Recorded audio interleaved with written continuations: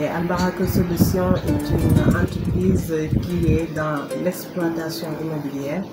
On fait tout ce qui est vente, coopérative, achat et gestion, location, vente. On est à Sacré-Cœur 3, au niveau de la boulangerie jaune, tout à fait à côté de Auchan.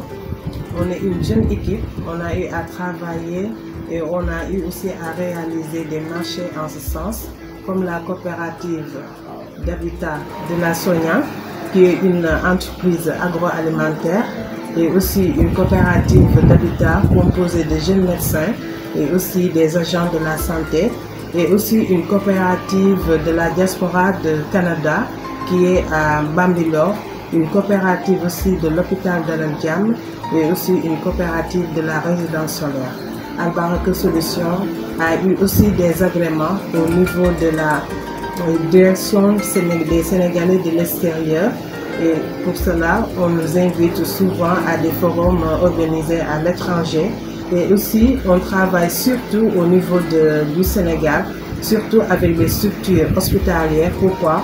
Puisque nous avons aussi une autre maison mère qui est Imomedic, qui travaille dans l'exploitation, dans les équipements, dans les consommables pharmaceutiques et tout ce qui est matériel hospitalier. C'est pour cela, nos deux portefeuilles, ce sont les agents de la santé et l'autre c'est la diaspora. Buntu bi aussi tey jii ñu ngi ñëw spécialement pour la résidence Mandiago qui se trouve à la VDN Malika. La résidence Mandiago noonu lañ ko mën a tuddee parce que c'est pour la diaspora de Mandiak, mais aussi dañ ko tuddee ñëpp nag yemul rek ci Mandiak yi yemul rek tamit ci catholique wala jullit, c'est confondu, mais résidence bi la ñu tuddee la résidence Mandiak qui se trouve à la VDN Malika. Mbokku internet yi, mbokku diaspora yi surtout man Youssoufa Ndiaye laa tudd Albaraka Solutions, madame Diop nekk mandataire bi lépp lu mu fi wax exactement noonu la demee da koy wax ci suñu tur ñun ñoo ko yabal ci lépp. En réalité le site de Malika Plage ni mu wax noonu la demee état bi moo ko aménagé pour jox ko Sénégalais yi képp ku fa am parcelle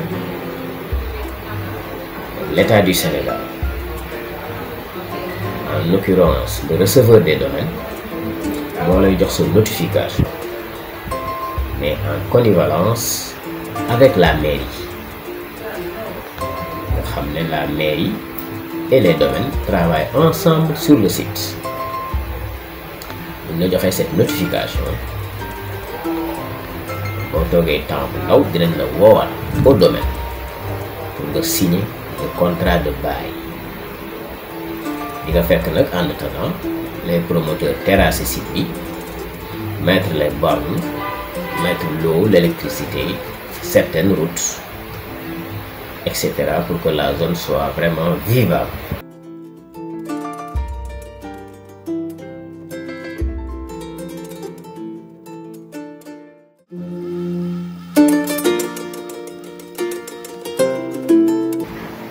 Le site est morcelé en lot de 150 mètres carrés, donc am na possibilité nga def coopérative, c'est-à-dire ngay fay toppet ba keroog ngay pare.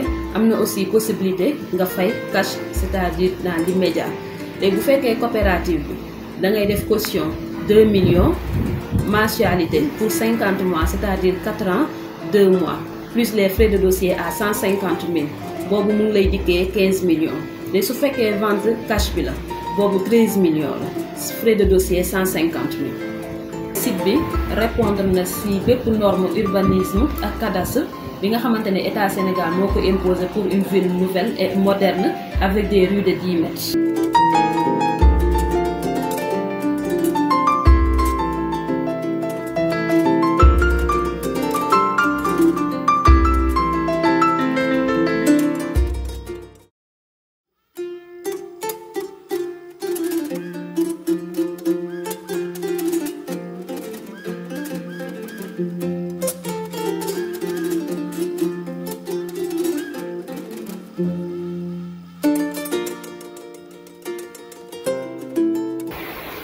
Malika Plage mooy ne site la boo xam ne l'environnement est sain.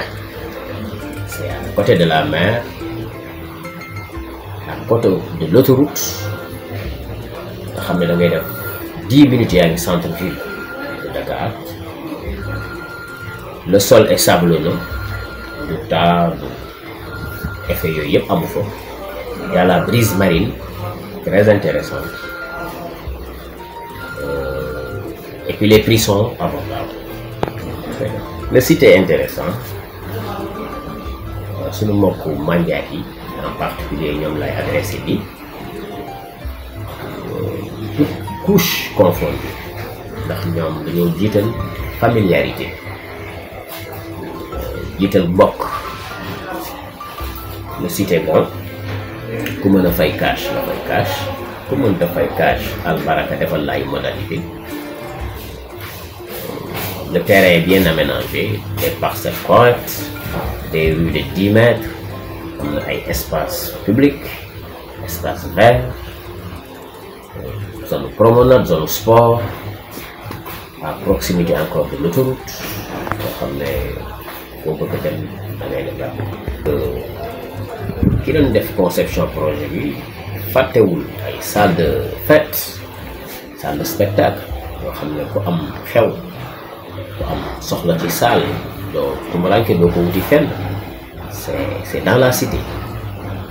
Yooyu yëpp ay commodité la yoo xam ne Albaraka Solution en partenariat avec son architecte fàttewu ci vraiment pour satisfaire nos parents mandiak. Le site est là, disponible, ñu ngi leen di xaar na ñëpp ñëw parce que ñoom mandiak seen point fort mooy dañu jiital famille. ñoom famille ñu jiital. Pour nos contacts dinañ leen jox ci suufu vidéo bi tous les contacts de Albaraka Solution, en particulier madame Diop. lépp lu ci waaye soxla wala mu bëgg ko xam comme renseignement na ko woo incha allah. Merci beaucoup.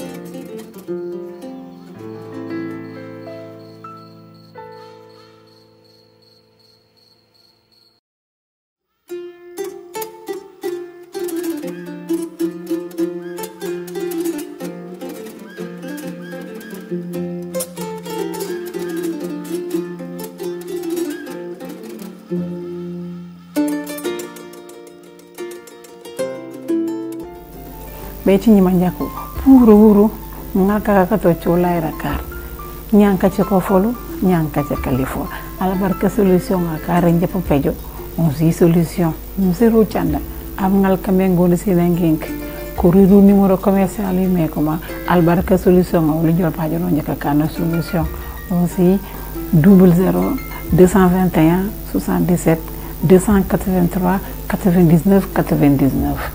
Albaraka Solution ajeka faaw njom ko chola Dakar ana ci njëkkatim ci ko yeen ci asinari Malika di kambang VDN entre ko bantu ko ci ma ci ko maka ka tul Apix lo ni ci koy jaxé foro on si plage. Albaraka Solution ana rat ketim ci grâce nga sum gën li ñu ci lay Sénégal na jël cité ka jaka cité man jako awara joron jiko ko rorol jaka bi jakay wel koy mep ma asi tonja par tukolo woni ci Sénégal ci tar ci lingitu ñu lo kankaru ka ketim ki mek ko mo bu ci ñokol on si cité man jako jëna jaka ko ko rorol Albaraka Solution ci jinje solution ingo bani inke jënkendo